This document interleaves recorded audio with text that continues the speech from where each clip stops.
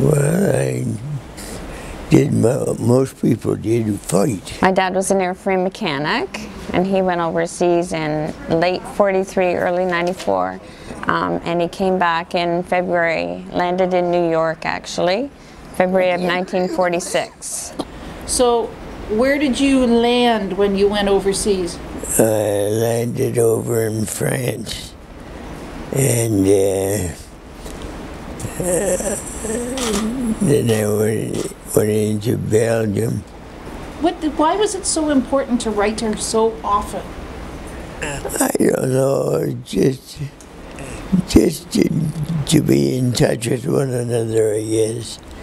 And so she was glad to get it, and I was glad to get it, so we're pretty lucky.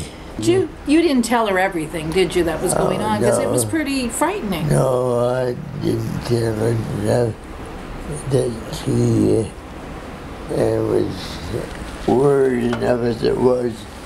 She didn't have to know all of everything that was going on. Yeah. He wrote about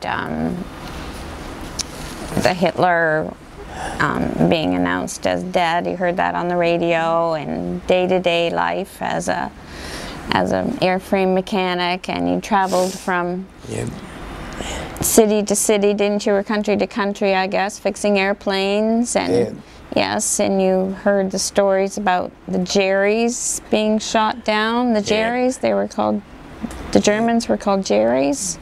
Yeah. They said they got up to 50. It's hard to read. These people were shot down. And the first time he saw my sister, she was frightened of him. So she was 2 years old by that time. And he said that he would spend the rest of his life trying to get her to love him. When my mother did something, my father came, they did laundry together, they did dishes together, they made meals together.